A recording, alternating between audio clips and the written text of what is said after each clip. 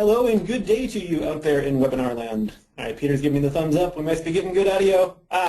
Thanks a lot for taking the time and attending today. I know some of you have attended some of our ongoing series of webinars we've been doing this spring, and hopefully you've been finding them valuable and educational and taking little nuggets from each that are, helping you out or giving you things to think about at least. If this is your first time attending one of these, welcome. Appreciate you taking the time in your day to participate in these. Let me, on my end here, let me minimize my little box here. Our brief housekeeping bit. This webinar is worth 1 CEU. If you did not put your ISA certification number into the little box during the registration, just go ahead and pop it into the questions box now so we can get that.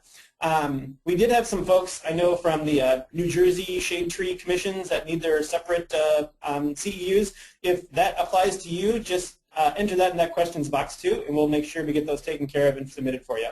We are recording this, so if you would like to relive it at another time, or if you'd like to share it with folks down the road, they will be available on the YouTubes usually shortly after this presentation. I will take a very brief detour to make a plug for this project that we're trying to get established here in 2015. Saluting Branches is a program where we are trying to get arborists to show up and do volunteer tree work at national cemeteries across the country. The first one is going to be this September on the 23rd. It is a Wednesday, and we are doing it at 22 veteran cemeteries across the country. Our goal is to try to get about 1,000 volunteers.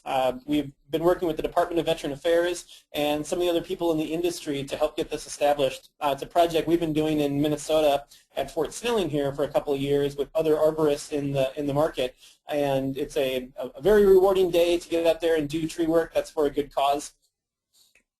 If you're interested in what kind of work we're looking for everything for climbers to, if you can pull a rake, we could use your help. Plant healthcare technicians, GIS, pretty much anything we do in arboriculture, we're looking for folks to help out. We do have various locations across the country. If one of these locations is near you, and this is a project that speaks to you and you'd like to get involved, we would absolutely love to have you involved. Like I said, it can be, you can show up with just a few folks, you can get a couple of crews from your company there, or organize with other people in your area to try to get some people there and get some positive work done. If it is something you are interested in, we're looking for volunteers to help obviously be the type of tree workers we were just talking about. We're also looking for site leaders. These would be folks who would show up a couple of weeks before the event and walk the grounds with the property manager and sort of establish the work that could be done that day. So, and of course, always looking for the sponsors to help out with this as well. So we think it's going to be a really cool event. We're pretty proud of getting it established and learning a lot about getting a national project established. So if it's something that, like I said, if you can be a part of it, we would absolutely love to have you. Check it out at salutingbranches.org. All right. Hang on, I gotta click off my little GoToMeeting thing keeps popping up on my screen. I have to keep minimizing it. I apologize for that. All right, so what are we going to try to talk about in today's webinar? Well, we started out by saying our topic is what's in the arboricultural toolbox. So before we start talking about tools, let's talk briefly about why do we need tools? What could be wrong with the plant that we're trying to address, and then we'll get into what actual tools do we employ. Now, arboriceuticals is a term that someone here at Rainbow coined a few years ago. Basically, it just means tree medicines, right? And just like human medicines, tree medicines are no different. They have a place in the health management toolbox. But as we'll see as we go through these, Rainbow's message, even though we are in the arboriceuticals business, Rainbow's message is absolutely not everything you need to solve the problem is contained inside this bottle. So we really hope that becomes a take-home message from this talk for you. I had an experience a few years ago where I was at a trade show, and it was a company I was talking with who was another product manufacturer, and they said how we were coming out with another product for this service, and he said, well, why? I don't understand. You already have this product for it. And I realized at that moment that company was in this case, it happened to be about emerald ash borer, and we have several products that we market for emerald ash borer, and he basically didn't understand why we want to have multiple products serving the same market. And I kind of realized at that moment that he was in the arboriceuticals business, and we were in the tree health business. and I realized it was a fundamental difference of how our company approaches plant healthcare, how we approach the products market for plant healthcare, and like I said, I really hope that that'll be the take-home from you today of understanding where these tools fit into the toolbox and what other things we should be doing for effectively managing tree health. So why do we want to start with what can be wrong? Pretty simple. Prescription without diagnosis is malpractice. I have, in my years in the tree business here, and you guys probably out there have come across this stuff too, where someone else has come and prescribed a treatment to a tree that was so wildly incorrect, it was mind-boggling to you that this person is allowed to be in the same profession as you. So we're really going to start at ground one of looking at what can basically be wrong with trees, and we'll then from there build on what we can be doing to mitigate those problems. There is kind of a big distinction of when we're offering treatments for different issues, and some of them is sort of an option, some of them it's a requirement. Preventative treatments are ones that we're obviously going to be putting on a tree before a infection or infestation occurs. The one that springs to mind for me is Dutch elm disease. There is no cure for Dutch elm disease, so if you want a tree to not get Dutch elm disease, we need to be doing a preventive treatment to prevent that from happening. And this is no different than a vaccine, right? Or something, we might apply products before a problem occurs, no different than I don't wait until I have measles, I took a vaccine to ensure that I don't have measles. Now, there's, of course, in human medicine, just like plant care medicine, there are therapeutic treatments. These are ones that we're prescribing after the infection or infestation has occurred. No different than, I've got a cold, now I'm taking cough syrup. I don't take cough syrup to prevent getting a cold. I take it to deal with the symptoms that occur from that. And there's lots of plant healthcare treatments that we do not prescribe until after we've actually seen the issue on the tree, right? Makes sense. So what can be wrong? Really, there's basically three main groups, that really can be wrong. Basically, we've got diseases, disorders, which are also also known as like abiotic problems, non-infectious diseases, and which is disorders, and then insects. So we're going to go into a little bit of these. When we're looking at important distinction when we're trying to decipher what might be wrong with a given tree, we're going to differentiate between symptoms and signs. Symptoms are what we see the host doing. So this is something that is a reaction to whatever the causal agent is. I always give the example of allergies are caused by pollen, your body reacting to pollen in the air, for example, but the symptom is you have a runny nose. But it's not like your nose is running with pollen, right? It's the host response to that. So symptoms we're looking for in plants are things like chlorosis, like a yellowing of the leaves, scorch and burn, vascular discoloration, gummosis or fluxing, and wilting and dieback. So these are things that we're seeing the causal agent has done something and the host is responding to it. Now that's differentiated from signs, which are the agent itself. So this would be things like I actually see a large mushroom on a tree. That's a good sign of the agent itself. It could be actually the mycelium or spores. So I'm actually seeing the actual fungi growing across the surface of this leaf. We can actually it counts as a sign if I can take a sample from that infected leaf per se, bring it back to the lab and grow it on an agar medium. That's considered to see a sign of the disease. And of course, when we're talking about insects, insects are the sign themselves, right? If I see a gypsy moth caterpillar on a tree, that's the sign itself. If I see holes in the leaves, that's a symptom. What causes tree diseases? Diseases can be caused by a number of different causal factors here. We've got viruses. They cause some plant problems in trees. We don't have too many marquee plant viruses. There are ones that are more agricultural issues that are well-known viruses. Like tobacco mosaic disease is one that pops to mind as a viral infection in plants. Bacterial diseases, we've got bacterial leaf scorch is a fairly common one. Fire blight. We have some other fairly common bacterial diseases. Nematodes. Technically a nematode technically it's an animal, but we lump them into diseases because of the way that they affect the hosts. And of course, fungi. Fungi are by far and away the most common in plants to cause diseases, whereas you look at in humans, bacteria and viruses are much more common in mammals than they are in plants. Now, of course, when we're talking about fungi, it's usually not the really cool-looking showy mushrooms. It's usually exceedingly less interesting-looking fruiting bodies than we get. So most of the diseases are caused by ones that are not nearly as interesting-looking as the mushrooms like this that are in most cases actually beneficial to trees. But all these different organisms, altogether, we basically refer to all of them as pathogens, right? So if we're talking about something's pathogenic, it doesn't necessarily, for what we're talking about today, we don't necessarily need to differentiate what the causal agent is, but all of these are pathogens. So how do pathogens cause diseases in trees? Really, you can kind of start at the bottom and move up. They can cause root rots, they can cause vascular diseases, and of course, they can cause foliar diseases. We're not going to go into too much of the details in any of this because this wasn't really a diagnostics talk today. It's really more of a toolbox management talk, but we will touch on how our toolbox can be used in a couple of these different types of diseases. Our second group of plant maladies would be disorders, and disorders are, another way to put it is they're abiotic problems.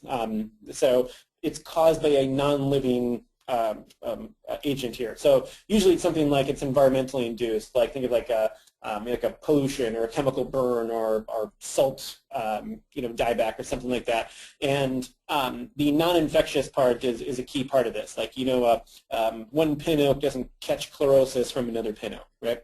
But why it's important to be aware of disorders is a study was done last decade that looked at a amazing size sample of how many plant samples were submitted to different plant diagnostic laboratories across the U.S. And it turns out about half of them were caused by abiotic disorders. You might see a wilting on a leaf, or scorch on a leaf, or missing bark on the trunk, and they submit these to these diagnostic labs, and it turns out almost none of them were something that were caused by any type of living causal agent.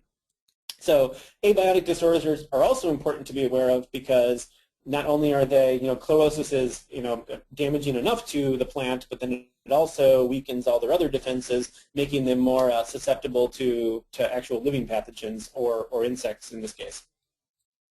Now we're looking at things like abiotic disorders is a wide group of different things, right? It's everything from physical factors that includes the soil chemistry might be wrong, or it's too cold in this area for this tree, so it suffers from frost cracking. It's not stable enough to handle the prevailing winds where it's been planted, so the plant always has some sort of broken branches or things that are caused by things like physical factors. We've got things like mechanical factors, which would be physical wounds on the plant, mower blight, things like that.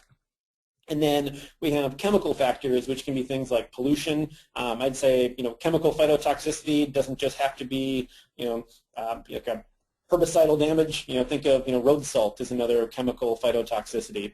So all these are cause all kinds of different symptoms. In this case, because we're talking about something that's non-living, there'll be no signs for this. So the symptoms, though, often get confused with all kinds of different problems. This winter burn on that Alberta spruce looks a whole lot like mite damage on an Alberta spruce, right? Or the drought on that looks like a little, I can't tell from my bad photo here. I'm going to say it's a maple. That could be early bacterial leaf scorch in this tree, or it could be a truck parked there with its exhaust pumping out onto the plant, or it could just be local drought conditions. So knowing how to diagnose these problems is obviously the key step to then knowing what we can do about it.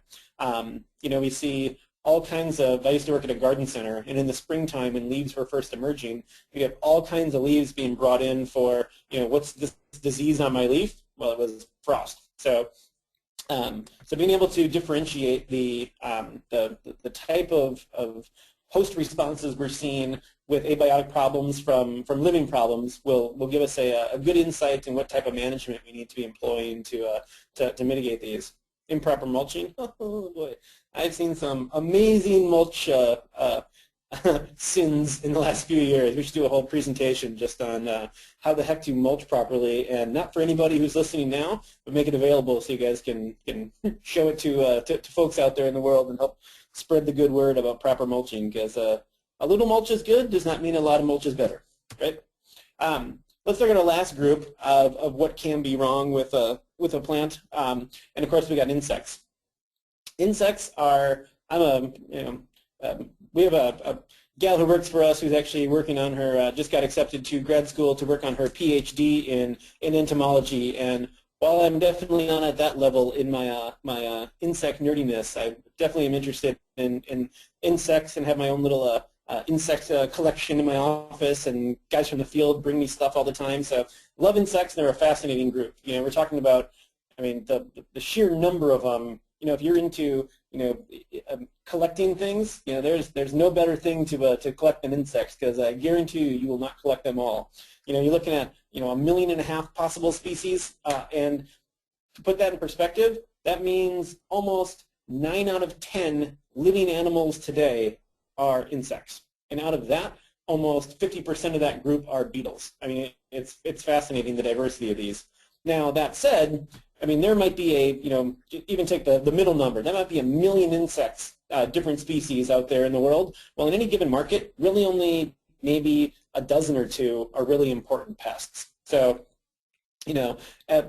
considering all the different things we just saw with diseases, and how disease can look a whole lot like a chemical burn, or it can look like a drought, or, well, generally insects are a whole lot easier to identify than diseases are. And why they're easier? Well, most of the time you can see them. But so the take-home message from this slide is basically insects are not that daunting to learn. Yes, there are millions of them, but in any given market, if you knew the top 10 of them, you probably know 85% of what's important to know for the trees in your market. As shade tree pests, we sort of, in the same way, we really talk about, again, with such a wide diversity of organisms out there, we really talk about more how they affect the trees, rather than trying to get into the, always grouping them by sort of their evolutionary taxonomy or something like that. So we really talk about them as feeding guilds, we'll say. So this is just really oversimplified, but things like foliar insects, so things that are chewing and sucking and mining leaves, and doing this kind of work. Then we've got boring insects, which despite their name are quite interesting, and that's things like the adults are usually more well known, but of course the damage is usually done by the larvae. And the scope and economic impact of boring insects can really not be overstated. Not just on the urban problems like emerald ash borer there, but you get out west into the pine bark beetle world, and the sheer impact of these insects is mind-boggling. And of course we've got root-feeding insects as well. Oftentimes they can be the larvae of other pests, like right there we've got a Japanese beetle larva. They can be feeding on the roots of trees. Doesn't tend to be a huge pest for trees, but we do have things like phylloxera there is not much of a plant or a tree problem, but if you're a grape grower, phylloxera is a real big deal. These are like a species of aphid basically that eat up the roots. So in general, when we're looking at our tree, what can be wrong, we can basically go diseases. We've got foliar diseases, vascular diseases, and root diseases.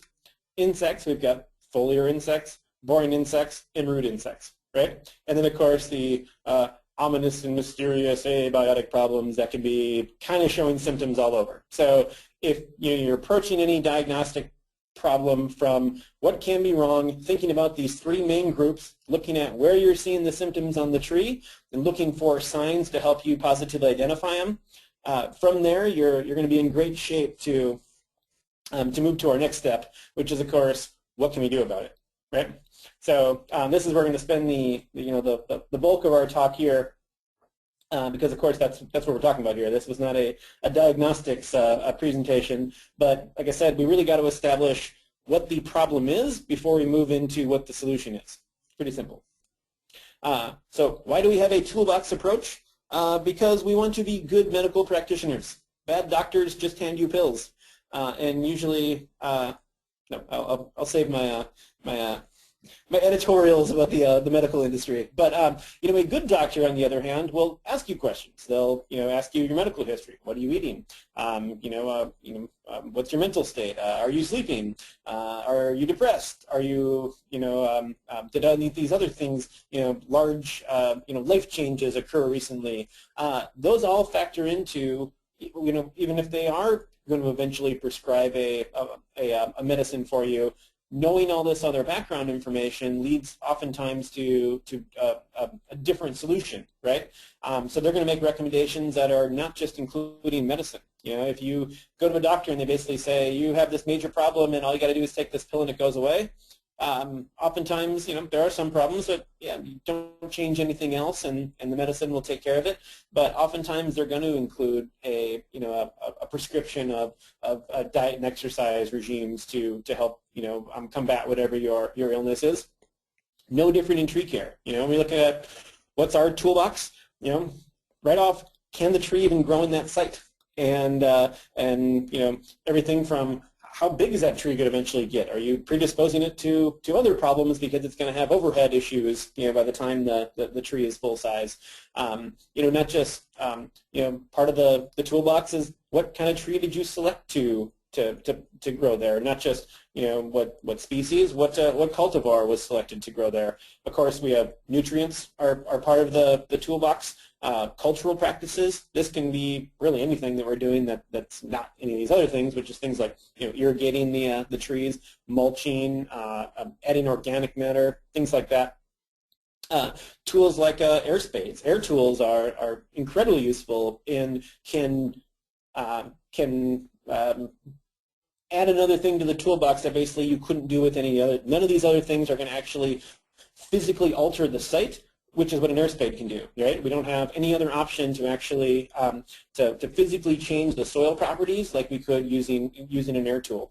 Things like trenching. If we have a disease that spreads by root graft transmission, that's part of our toolbox, is separating the root grafts between these two trees to protect an uninfected tree from catching a disease from an infected tree if it happens to be a vascular wilt that can grow through the root system there. Pruning, I can think of a lot of different diseases off the top of my head. Fire blight or black knot of cherry, things that we don't have a really solid arborceutical solution for them. So pruning is one of the key things in our toolbox for removing the disease from the host. And of course, arborceuticals are in this toolbox. We've got things like insecticides, miticides, fungicides, antibiotics, growth regulators, and even within the chemical toolbox, we've still got application methods are part of that toolbox as well.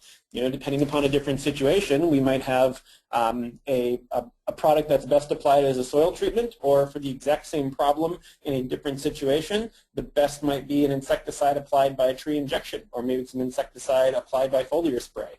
So how we're applying these is really no different than a doctor has a full lineup of chemistries that can offer you, but they also have, is it going to be an ointment? Is it going to be a pill? Is it going to be like a patch you put on? So we've got all kinds of different ways that we can deliver these treatments, and that absolutely factors into our management practices.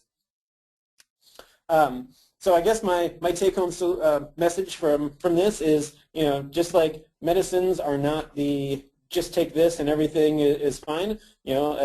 Arborceuticals, in our opinion, are part of the solution. In most cases, they are not the solution. Why that is well, the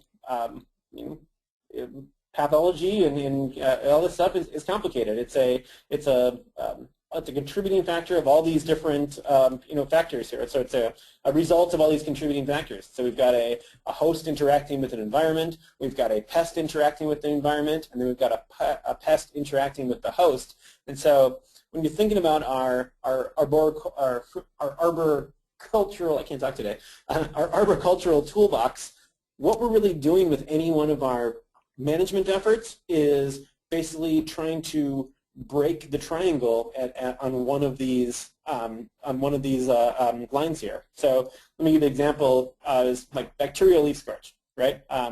So bacterial leaf scorch is caused by a bacteria that gets transmitted to a plant by a like a leaf hopper. So a chewing and sucking insect sucks up this bacteria from one plant, lands on another plant, and as it inserts its stylus to suck out of that plant, it transfers this bacteria there. The bacteria grows inside the tree, kind of gumming up the vascular tissue, slowing down the flow of water. So the result, the symptom that we see is the host looks like it's dying of drought. So that's why we get leaf scorch symptoms. And then we also, this is a problem that does not have a one-step chemical solution. We have a treatment. So we've got something like Bacostat. Bacostat is an antibiotic, but it is not an antibiotic that will kill every Xylella fastidiosa organism inside the tree, right? What they do is they help reduce the population, but they're not going to completely eliminate it. So in this case, we've got an antibiotic that is looking to break this connection. It's looking to break between the host and the pest. Well, because we get a drought-like symptom appearing on the tree, we can actually use a growth regulator like Cambistat that we know improves drought resistance. So by making the tree more conservative with resources, it can make a tree basically show less drought symptoms. So we're going to get less scorch on trees that are treated with Cambistat for various reasons. So now we've got a management that is stepping between the host and the environment, because we're basically helping the host be more drought resistant. As I said earlier, it's moved around by insects. So an insecticide will protect a single tree from getting this disease, but say I was managing on a large property or a golf course where I wanted to now prevent this disease from moving from tree to tree, I might actually use an insecticide like Zytect on my infected tree to prevent the vectors from grabbing this disease and both moving it around the property or the stand of trees, but also it can help, this disease can get picked up and moved around the same tree. It can be picked up from one leaf, and that insect can move it around to other leaves around the tree and help spread the disease around. So we've got a step in our management here that's interrupting the line between the pest and the environment.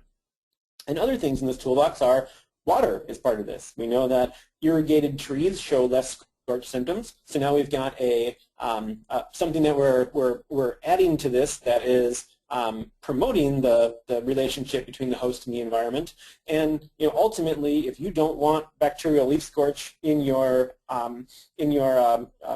tree at all, replacing it with a bacterial leaf scorch resistant tree is another way that we can actually do a management action that will interrupt the line between the pest and the host, because now we've made the pest might still be there, but there's no longer a suitable host.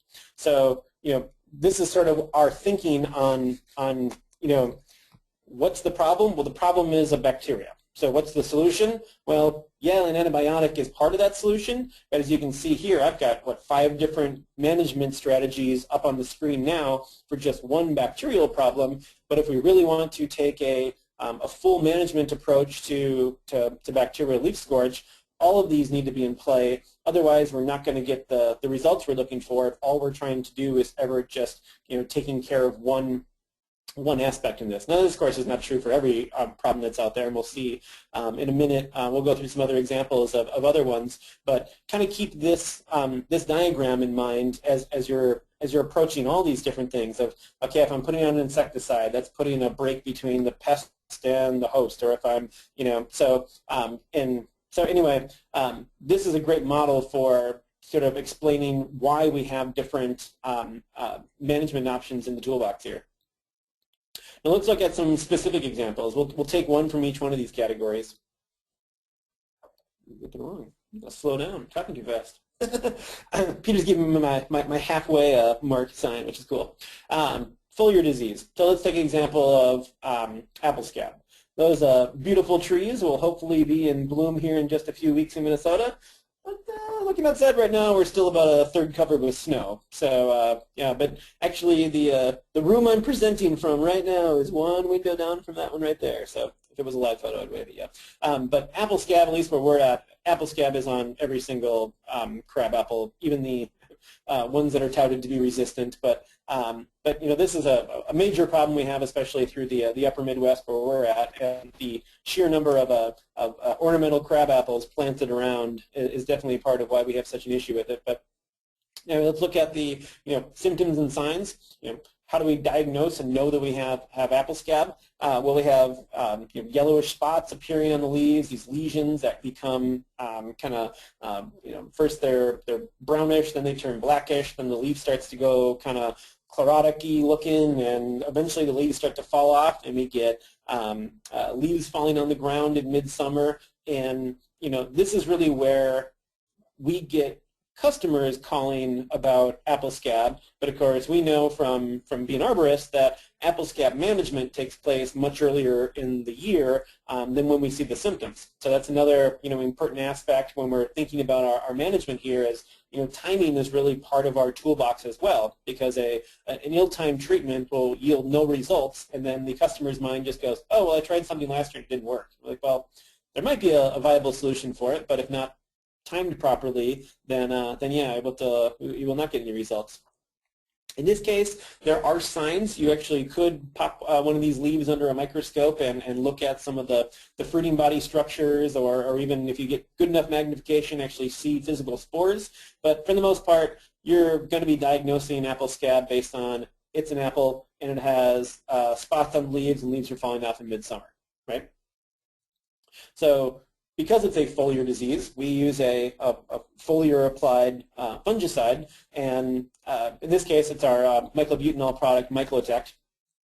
And when we do, as I was saying, this is a treatment that's performed in early spring. This is actually a really good picture of the good timing that we do with apple scab. So these days we do most of our management based on phenology calendars. So we actually have, or phenology calendars, sorry. We have our guy, Kent, who is one of our arborists here. He actively keeps track of phenology in our market, and that's when we're using that to guide everything from our applications to our marketing efforts around these as well. So in this case, I don't got any growing degree day info up there, but we use, anytime that the leaves are at this kind of expansion level, about half expansion, at 68 degrees with moisture for anywhere around 6 hours. We're going to do 2 to 3 sprays each spring, depending upon the seasonal weather, and we're going to be spacing those treatments a week or two, or 2 to 3 weeks apart, right? So in this case, if you think back to our disease triangle, in this case we are interrupting the line between the pest and the host, right? Because the pest lands on the leaf, and now we're treating that leaf with a fungicide, so now the spore can't germinate and infect the leaf. So that's the line that we're trying to break with this action. Well, additionally, again, it's a foliar applied fungicide is what we're primarily using. But if we really want to dig into the toolbox on apple scab, as we saw, leaves are falling off the tree in midsummer, and then those leaves are actually where we're going to have the main source of spores the next spring to reinfect the tree. So either the arborist or instructing the homeowner to remove as many of those leaves as possible will help reduce the amount of inoculum on the site and help reduce the symptoms of apple scab as well. So this case, we've got now we're interrupting the pest and the environment by basically removing a lot of those leaves from the environment altogether. And another thing on the cultural practices, it's anything we can be doing to get leaves drier faster will also help reduce the apple scab symptoms. So this is another one of our our toolbox options is, if we've got, especially in, think of commercial sites where we've got, a whole ton of crabs or crammed into an area, and now they've all grown and they're on top of each other.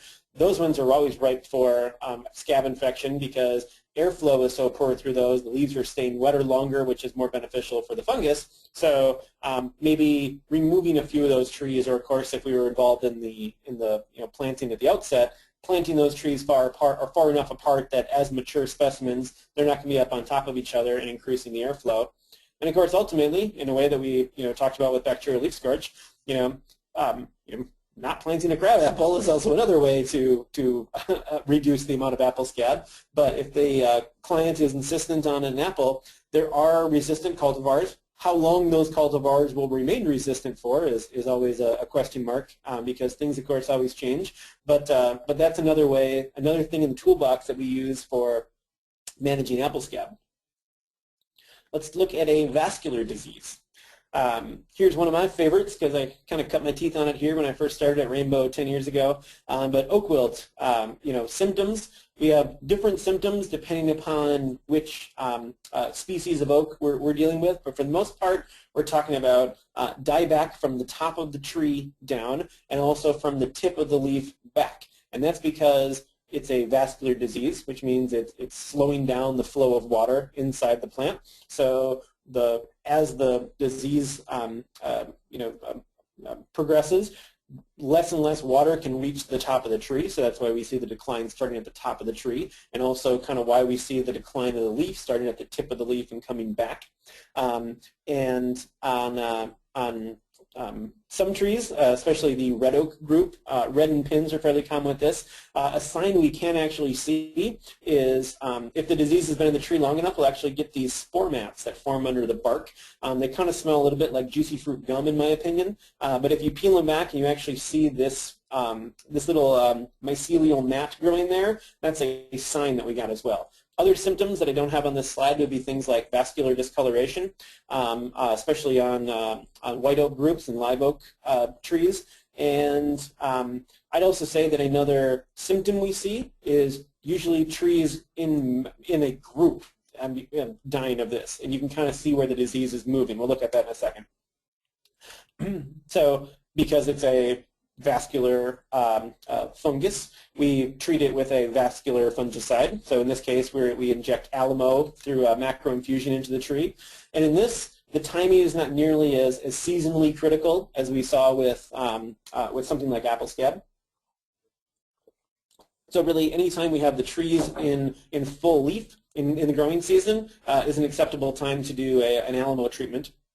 So above and beyond a fungicide, as I was saying, one of the other ways we actually use as the diagnostic tool for oak wilt is oak wilt's not usually just one, at least in Minnesota, and it's a little different in some other markets, but where I'm at, I don't see there's no tree in the front lawn in South Minneapolis dying of oak wilt, right?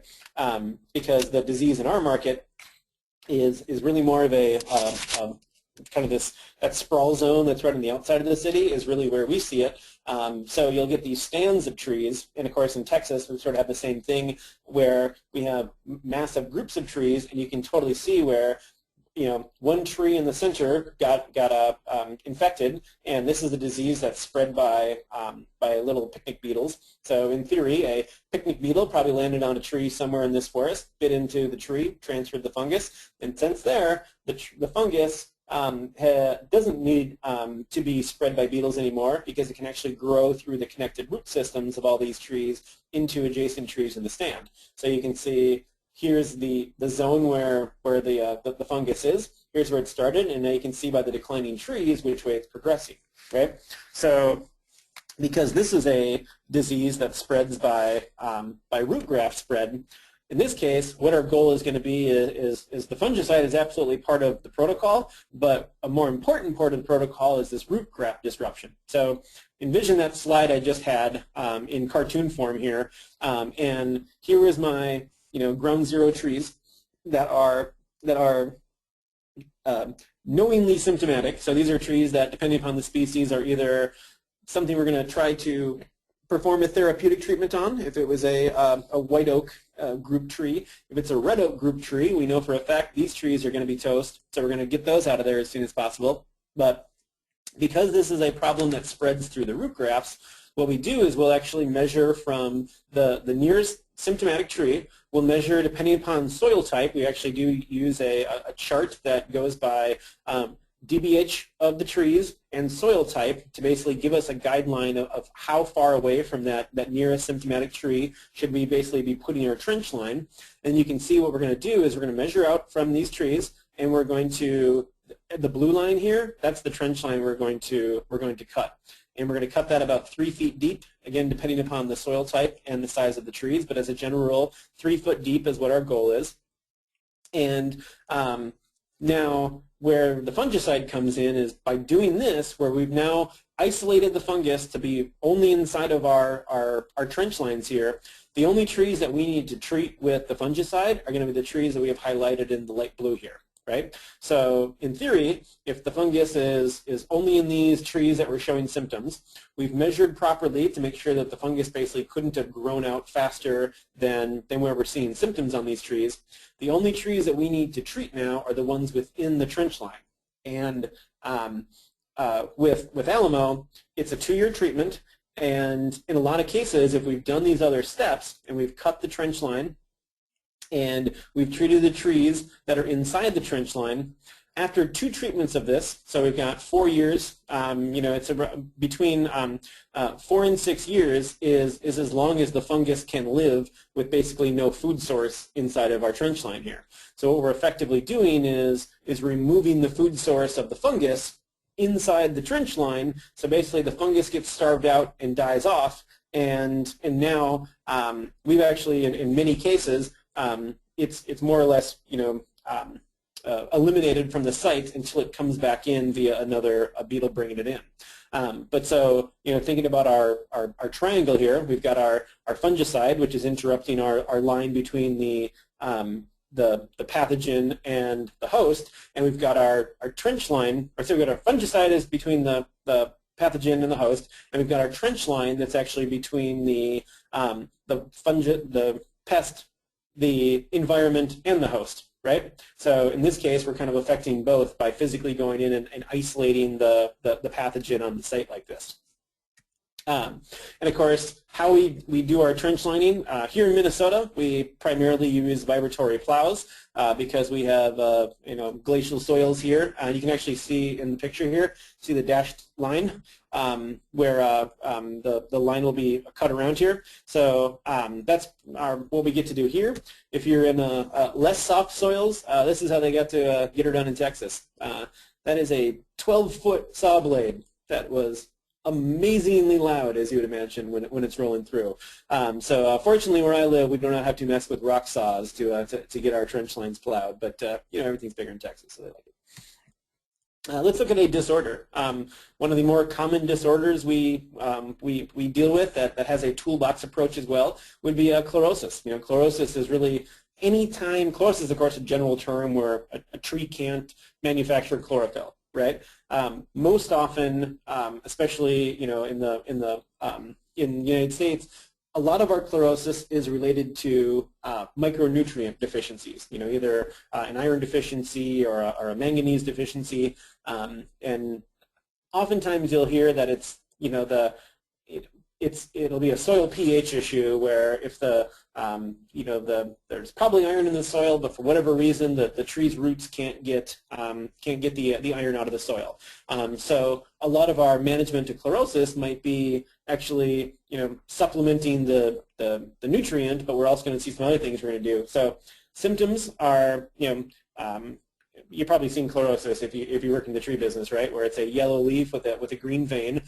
We often see the symptoms appearing in new growth first, because it turns out the micronutrients that are involved here are usually not mobile. So that means they can't be moved from an older leaf into a newer leaf. If the nutrient deficiency is there, the new growth is where you'll see the deficiency in. Right? And of course, as we said earlier, this is an abiotic issue, so there's no possible way of seeing a sign, right? There's no chlorosis insect or chlorosis organism that is the cause here. And of course, here's some examples of what our trees look like. And here's a great example of that whole story about that it might be a soil pH issue. It's like, well, it might be, but it also might be a tree health issue, because these two trees are likely growing in pretty dang similar soils. Right, and probably have widely overlapping root systems. One tree's chlorotic and the other tree's not. So in this case, might not be a soil issue, might be a tree health issue. Right, so our tree health management practices for chlorosis might be, step one is we might use a product like Verdure if it's an iron chlorosis, or Verdure MN if it's a manganese deficiency. And we're actually going to dissolve the nutrient in water and inject it into the tree by macroinfusion. And when are we going to do this? Well, chlorosis is best treated with Verdure if you're going to be doing a Verdure treatment in the fall time, basically right when we start to see the onset of fall color. I have injected trees long past the time that they actually lost their leaves for the season and still had good results the next season. But as a general rule, we say treat when the onset of fall color, so basically right at the beginning of fall. We do have a rate that can be applied during the growing season, and actually I'll show an image of a treatment I did during the growing season. But basically, it's about a third rate of the fall season. So unless there's a real reason you need to jump in and get a treatment done in the mid-season of Verdure, we oftentimes recommend having the conversation with the client in midsummer and then coming back in the fall time and doing the application then. Tree leaves out the following spring, and it's bright green. They look great. Verdure and chlorosis treatments are really one of those like water into wine type treatments that are visually noticeable by even the clients who barely notice their trees at all. So chlorosis, however, as I said, chlorosis is related to the soil chemistry, but it's also really related to root health. A healthy growing tree, even a pin oak tree, that, pin oaks are not meant to grow in Home Depot parking lots. So every single pin oak you see in a Home Depot parking lot is chlorotic, right? Because that's a terrible growing situation for a pin oak because they like being in much more acidic soils. So, conversely, we've got other problems that are, like that honey locust tree in that same parking lot might be doing just fine because honey locusts are much more alkaline tolerant than the pin oak is. But in our toolbox, we've got, the injectable nutrient will provide, multiple years of green up, usually about 3 years of green up before we start to see it peter off. So we really view Verdure as the Band-Aid that buys you time to then go in and try to correct root health. So correcting root health might be doing something like the air spade tool like you see there. We see some dramatic results where we've completely greened up a tree by doing nothing else other than improving the root system. And because we know, I mentioned Chemistat earlier as a product we use with drought mitigation for something like bacterial leaf scorch, we also know based on research that Chemistat promotes the formation of fibrous roots. So that can, especially in combination with an air spade, so now I've used an air spade to basically make a more suitable environment for roots to grow in, and now I've used a product like Chemistat that started directing the tree's energy towards root growth to grow into that space. And Chemistat, as you may know from other presentations, also has an effect on the chlorophyll content of the leaf, so the leaves look greener anyhow. So so there's lots of times where if we're really looking at a permanent solution to chlorosis, we don't want to just keep coming back every 3 years and injecting the tree with Verdure. We want to green the tree up and then start addressing what the real cause of the problem was in this case, which is usually something going on with the soil or the roots. So now we can actually correct this problem in the long term. Tree grows on to be a nice, healthy, thriving plant, and we don't have to keep coming back and offering plant health care services for this tree because it's now able to exist on its own until it runs into the next problem we're there to help solve. So let me step back there. So here's a case where this building in the background is actually the Star Tribune, which is the big newspaper here in the Minneapolis-St. Paul market. So these trees were heavily chlorotic, and unfortunately I don't have a great before of these because we were out there early in the spring and the job was actually sold the year before. But we came out here to actually just do air spade treatments on this. So this is what the trees look like in April, and these trees were bright yellow chlorotic trees. The property manager recommended removing it, and our arborist said, I think we've got something we can do to help these trees actually correct this issue. So all we did is actually come in and do an air spade treatment. So we did 5-foot ring around the tree all the way around, churned it up with the air spade, and mixed in organic matter. And when I came back in June, and this was, I don't know, maybe 3 years ago, and it was blazing hot that summer. We had significantly higher than average summer weather here in Minnesota. And when I came back in June, I really liked the way that these were coming along, but this guy here was really struggling. The rest of them greened up really nice and were sort of, kind of looking pretty even. This guy, for whatever reason, was sort of lagging behind his buddies. So, dipping into my arboricultural toolbox, I was able to use the summer growing rate of verdure, did a treatment on one of the hottest days of the year. Treatment went into the tree in less than 6 minutes for the 2.5 gallons that went in there. And I came back, this photo is about 2 weeks later when I came back in early July. So you can see the difference between them, and even just a few more weeks of growing on my trees I did not treat with verdure, they greened up really well during that time as well. And although I don't have a before picture of what these trees looked like, here's a buddy who's just on the edge of the property, and this gives you an idea of what the state of these trees were in. And this guy was determined was far enough gone that the arboricultural toolbox recommendation for it was a basal prune. So this tree was removed because there was determined that even if it was recovered aesthetically, this tree and its location, and it was leaning in, all this other kind of stuff, this tree was determined to just be removed, and it was removed a few weeks after this photo was taken. But like I said, here's a great example of where your gut might go, chlorosis, all right, iron injection, correct the chlorosis and move on. But when we took a wider approach to our toolbox here, we're able to correct the problem in a longer term and really correct the cause of the problem, and not just trying to reduce symptoms and come back every year and every couple of years and basically keep masking over those symptoms issues. So, this tree, you've seen this, and actually, I apologize, Peter's going to probably glare at me. I actually do have a 2014 picture of here that I have not included into my my slide here that I need to update. But rest assured, it looked pretty dang nice in 2014. But this picture, when I first started with Rainbow, was one of the better known and probably most misinterpreted slides I'd ever seen. People saw the word chemostat, and they saw a plant that went from terrible-looking declining tree to healthy specimen, and that's all they saw. And they went, chemostat makes terrible-looking trees into healthy specimens, and never read the fine print of all the other things that went into this. And another thing that I guess I didn't include in our arboricultural toolbox at the beginning, but it's a big one, especially when we're talking about organisms as long-lived as trees, is time.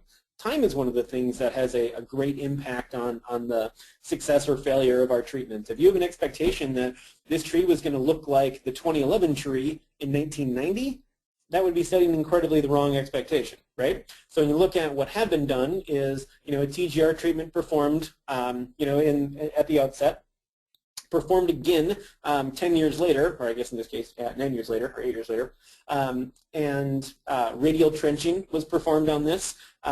Organic matter was added, and then also part of the reason this tree looks better is, going back to our toolbox again, was deadwood pruning was part of the toolbox in the improvement of this tree. So by the time you're out here into the new millennia here, this tree looks pretty dang good. And it's kind of fun when we've gone back. I think, Peter, you actually visited this tree in real life, right? He's nodding his head.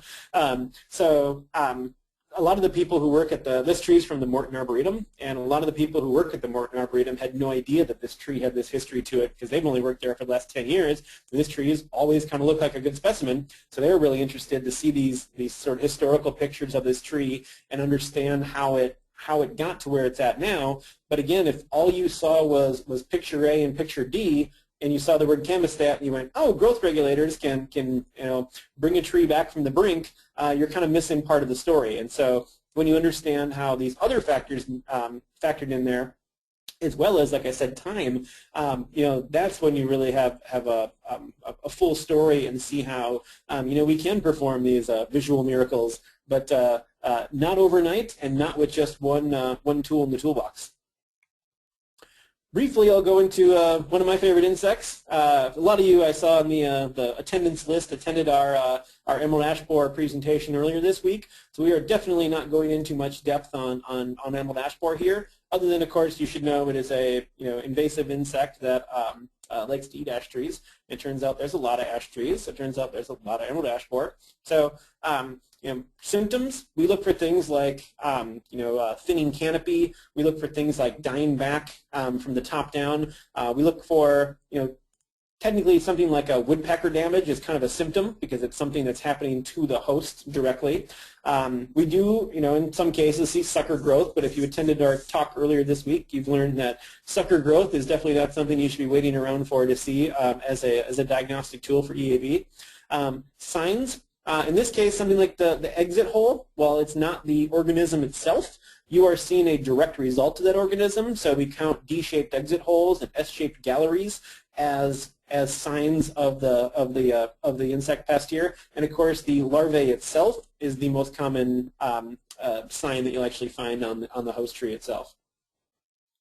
Like I said, here's a great example of why we have multiple tools in the toolbox. Is emerald ash borer is a vascular feeding pest. It feeds on the phloem and then engraves into the xylem tissue. And our whole goal with our treatments of emerald ash borer is basically to get the most amount of insecticide possible into the xylem right when the larvae is doing its primary feeding, which is going to be midsummer through early fall. So this is exactly why we have multiple options here, is depending upon when we are going out to do a treatment, we might recommend a soil application of imidacloprid, for example, Zytec, if it's earlier in the season.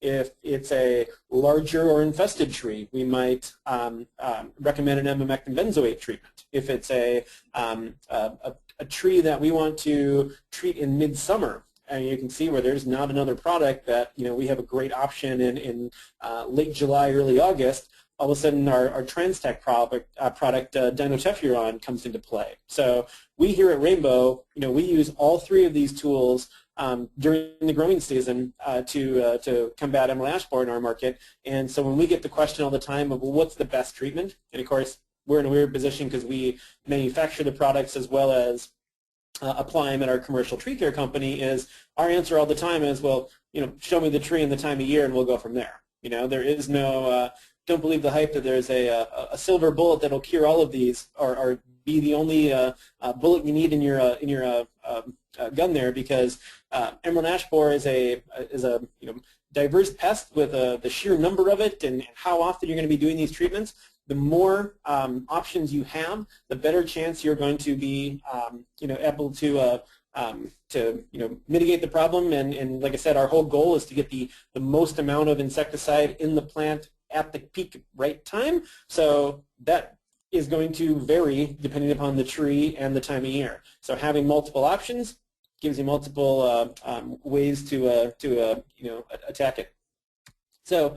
Really? Oh, sorry about my font issue there. You can't read that real good. But, this is kind of really what I just said is, what's the best option? Well, the best option for anything is going to depend on what's going on. What is the site situation? What is that tree doing? Trying to do the armchair arborist where somebody will just call you and say, my tree looks like this. What do you recommend? Which, of course, we at our tech support do every single day. It's always, well, it's not quite that easy, based on this. And so we start asking questions to try to figure out more, because the best option is going to have factors like timing, where's the tree located,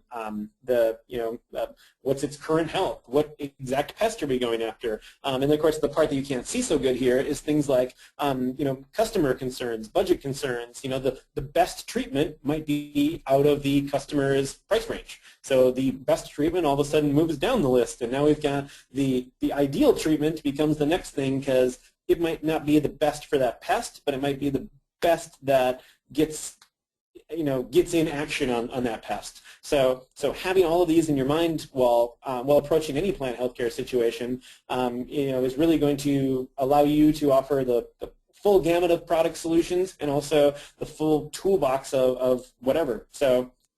This again would be my take home, and again, I'm in the arborceutical business. I'm tied to a company that both supplies and manufactures these, but ultimately we want to be in the tree health business, and we want all arborists to be in the tree health business, not in just the arborceutical business. We shouldn't be looking at every problem of what service can I upsell to this. It's what is the best for the client and the tree, and go from there. So with that, I believe I am right on time to finish within my hour, but I will take one more minute to plug our additional upcoming webinars. So this is the one we just completed now, the Tree Healthcare Toolbox.